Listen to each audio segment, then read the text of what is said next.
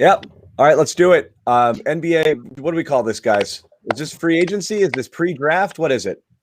It's the off-season, baby. Off-season, NBA off-season show? This is Wild Wild West. Day NBA 2. Yeah. So we're underway. Today was already pretty bonkers. NBA off-season's always lit.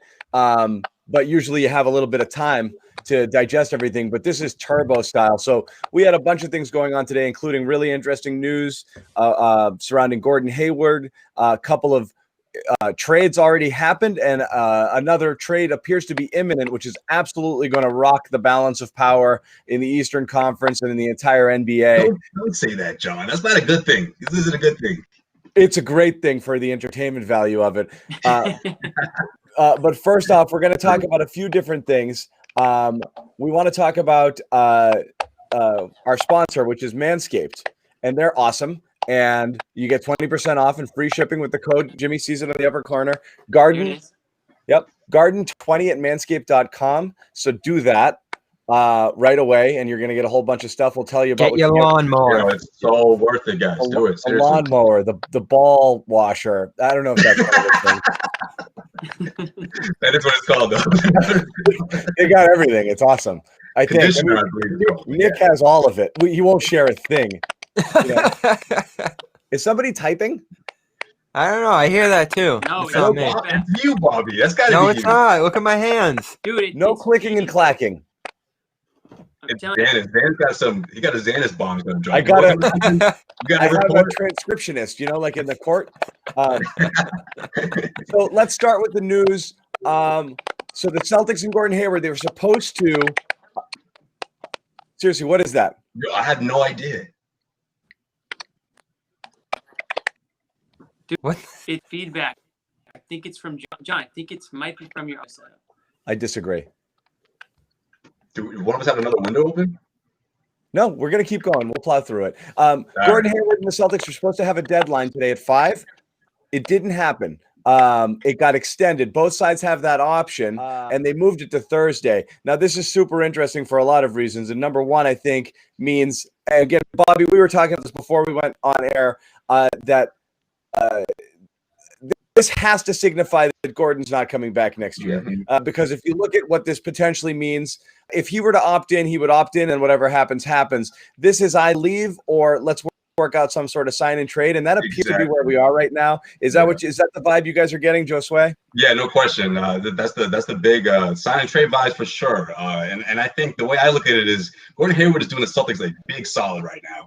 I know we heard reports that he's feeling betrayed to a certain extent, but maybe that's exactly what this whole thing is. Maybe Gordon wanted to stay, or maybe he wanted to weigh his options, and once the Celtics decided that to move on from him, they sort of asked him to play ball here, and maybe that's why he's offended, whereas most free agents would keep it moving. But then again, most free agents aren't like Gordon Hayward, right? This is a unique situation, so maybe it's just sort of a way to help him, help the Celtics help him and find a team that he believes he can shine in and thrive in a certain situation. But yeah, for sure, I'm picking up those vibes also, John, because if I'm Gordon Hayward and the Celtics, I mean, like, let's get a deal done here. If I'm Gordon Hayward also, I'm thinking, what kind of trades are you going to dangle me in? And I'm hoping to have your trust and that you're going to let me okay my next team. Well, I want everyone else's thoughts here, but I don't think it's a one-way solid here. I think it works both ways. You hit on it, Josue, which is this expands the list of teams where Hayward could go. Before, you're looking at Atlanta and what else? Maybe one other with the cap space to just sign him, and the Knicks to sign him outright. Knicks. Yeah, and so those options limit it. Here, you have you can open it up to a whole bunch of different teams and create a lot of options. There was a report as well that the Celtics tried to package Hayward. This was KOC said this, I believe. They tried to package him in picks for the holiday thing. So the stuff we were talking about earlier in the week, it seems like it was real. I mean, that they're trying to move picks, try to get in on Holiday, who they really liked for whatever reason. We'll get into that more. But just your thoughts on how this Hayward thing breaks here, Bobby. So that report in particular definitely lends credit to what Josue is saying about this seems to be imminent at the end of the Celtics and Gordon Hayward's relationship. I wouldn't cut off any chance of the two sides coming together entirely, though, because of the fact that Hayward's signing options are fairly limited, as we talk about. New opportunities might be coming up with the Heat or other teams because of what might happen with Giannis this weekend. Those teams have been trying to keep cap space open for next summer for the Giannis situation. But as of now, you're still talking about the Hawks. You're still talking about the Knicks and some awful teams that Hayward has as leverage. It's not a great amount of leverage for him to walk away.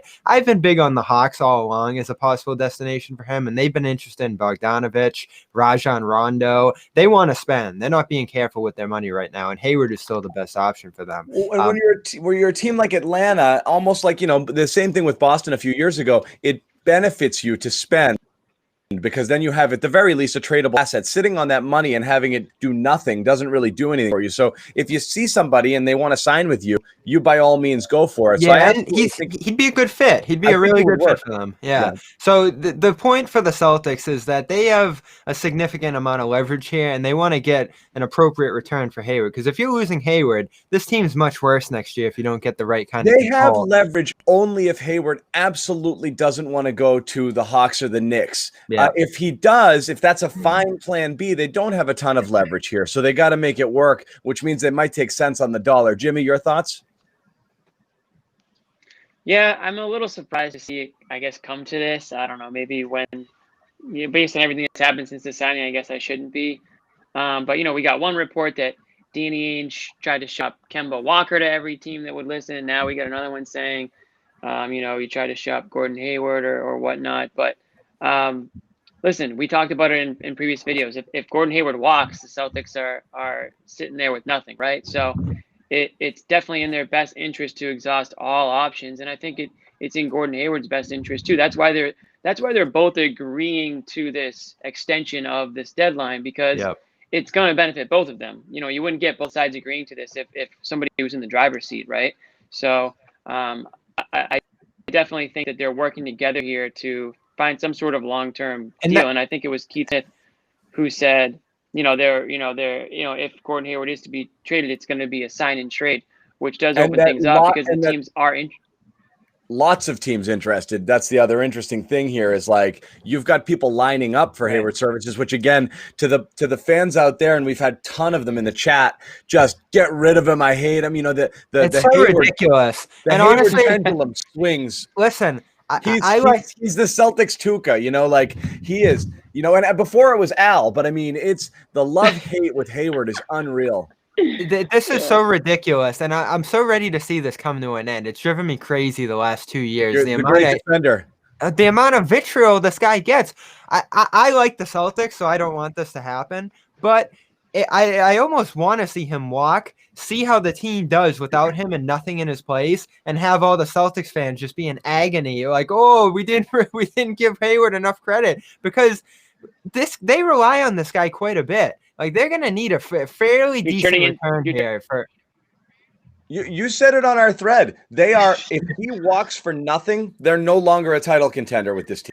Yeah, but guys, or Bobby in particular, why are you making it sound like he's been, I don't know, healthy? Like because Bobby's freaking stunt double. The guy hasn't been able to stay not once throughout that entire contract. He wasn't want to see him go. Josue, everything steps up a notch, and we saw it in the postseason. In the bubble when he got hurt and the Celtics succeeded without him? All right. Okay. Well, the point stands. You still need to get an appropriate replacement for him. And if we're just talking, I get that, but I don't think I just love how you just overlook how frustrating this whole thing has been for Celtics fans. Like, man, this guy, max deal. You finally get him. Okay, he's not healthy. Okay, he needs another year to get healthy. Okay, finally he's healthy. When the Celtics need him most in the postseason, he's a ghost. I'm sorry. We're still talking about fluky injuries. There's a reason why fans are calling him Glass Hayward. I mean, come on. Let's face it. If a guy gets injured every few weeks, are they flukes anymore? Every few weeks. There was an injury in November, and there was an injury in when were we doing these? July. He broke his hand a year apart. It was practically 2 different seasons. He was fighting through a screen and he broke his friggin' arm. My goodness. 1 year before the ankle. Not for nothing, but everyone's in quarantine. Everyone is chilling.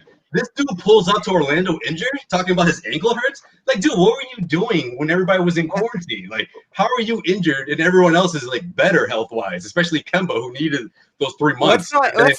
Let's not forget this guy stayed in the bubble, fought through the injury 2 weeks early, helped the Celtics get a win in Game 5, and then it fizzled out from there. But this guy has shown resiliency for this team, and when he's been there, he lifts them to a higher level. And maybe it's a cop out by Ainge, but I still agree with him and believe that if this guy is healthy, they're in the NBA Finals last year, we all think so. Contenders. I believe you. Yeah, exactly. Everyone believes that, but it's just frustrating at this point. And I don't blame Celtics fans. I really don't. So who's to say he's not going to be healthy next year? I mean, there's not any risk with him I'd here. love to see it. These are all fluke things. I'd love to see it. Yeah, I'd love to see it. Or you know what? Why don't Celtics just put him on ice and then put him out there in March? Maybe it's a time thing. Honestly, I'm not trying to make a joke here. Maybe 10 months is just a lot for his body at this point. Who knows?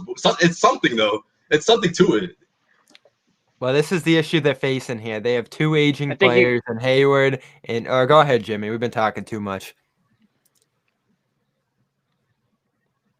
No, I think I'm on a little delay, so I think you're on a delay. All right, but I was at this point,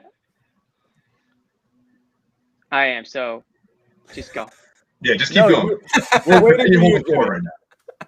All right, so I was gonna say this is the problem with the Celtics. No, let Jimmy go. Oh, all right. I really want to hear this. Just say it, Jimmy. No, I honestly don't even know where to pick up where you guys left off. I mean, it was a nice spirited debate. I was entertained by it, but I mean, I think where Josue is coming from is like the Celtics fans. Some Celtics fans blame Gordon Hayward for his injuries, which I don't think is really that fair. And I think that's where Bobby comes in, where he's like, listen, like these were quote unquote fluke injuries. Can't really blame Gordon Hayward for this. When he is healthy, he's like exactly what this team needs. And then you have like the Josue side saying when, good question, when or if, like this guy's never healthy or is he going to be healthy? We have 1 year left now on this deal. And if we don't truly believe that he is ever going to be able to put it together, when the way that they anticipated when they signed him, then you try to trade him while he still has some value to you because, you go into the season and he gets hurt again, that's it. I mean, that's really the end of the Gordon Hayward experiment. And you're standing there with the team that you already said isn't good enough to win in the NBA Finals without him. So I want to say this to the people who just want to dump him too, or get Turner, or get anybody, or anything for him. And that's not Josue. Josue understands the need to get a good return here and, push this thing forward. And I'm not totally against trading Hayward. If you get the right returns, if you get the right contracts, this could make all the sense in the world to push this forward. But if you don't do well here, if you get guys that are worse than Hayward, and yes, Turner's a worse player than Hayward, you're in a much worse spot for the next 2 years, and those are still your prime contention years with this team. And a healthy Hayward still gives you the best chance to win those next 2 years. That's not what you're playing for. I keep telling you, that's not what you're playing for. Oh, I disagree, you have John. To take a step back you might have to take one step back to take 2 steps forward with this team, okay? Hayward is lost, I believe. I believe he was going to leave, and if he leaves for nothing after this year, you're left with nothing. You have to get something of value, even if it's cents on the dollar. It's actually extremely likely if Danny pulls off a trade that he's going to get significantly less than Hayward. So this notion that you only do it if it works, wrong. Also, the Celtics don't have leverage. Everybody knows they've got to get rid of Hayward or risk losing him for nothing. That's even worse. They don't want to make 3 picks. So Danny is not at all dealing from a position of strength. So when they make this deal, which they ultimately will, they're going to get something less than Hayward, and everyone's going to have to live with it. I think that's a fact, and it's not great. It just is what it is.